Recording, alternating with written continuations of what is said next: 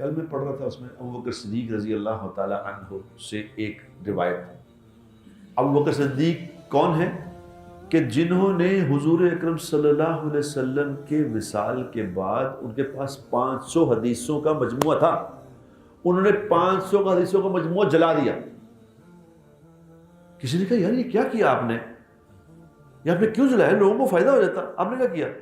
انہوں نے کہا نہیں، مجھے ڈر لگا کہ اللہ کے نبی کا فرمان کا مفہوم ہے جس نے کوئی بات میری طرف سے کہہ دی اور وہ میں نے نہ کہی ہوئی اور اس نے کہہ دی تو وہ اپنا ٹھکانہ جہنم میں سمجھ لے۔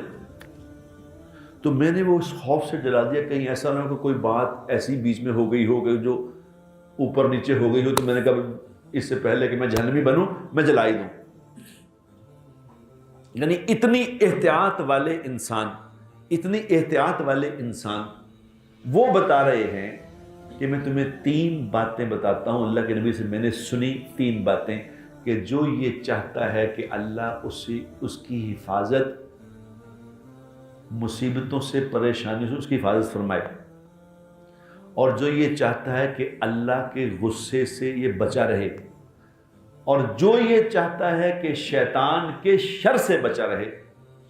3 باتیں ہو گئیں، مصیبتوں سے بچا رہے، اللہ کے غصے سے بچا رہے، شیطان کے فریب سے بچا رہے۔ وہ کیا کرے؟ عمل سن لو کیا ہے کہ وہ صبح 10 دفعہ پڑھ لے لا حول ولا قوت الا باللہ، بس 10 دفعہ لا حول ولا قوت الا باللہ، اور 10 دفعہ شام کو پڑھ لے اور 10 دفعہ سوتے وقت پڑھ لے۔ یہ 10 دفعہ 3 دن، ایک دن میں 10، کتنا ٹائم لگے گا؟ 10-15 سیکنڈ، 20 سیکنڈ، 30 سیکنڈ، آدھا منٹ۔ جو یہ پڑھ لے، جو 10 دفعہ صبح پڑھ لے، وہ مصیبتوں سے بری ہو جائے گا، اس پہ مصیبتیں نہیں آئیں گی۔ اور جو شام کو پڑھ لے گا اللہ کے غصے سے بچ جائے گا۔ جو رات کو پڑھ لے گا وہ شیطان کے مکر سے بچ جائے گا، شیطان اس کو مکر کرے پھنسا نہیں سکے۔ اب بتاؤ کتنا کو عمل ہے، یہ کتنا بڑا عمل ہے جو بتا دیا۔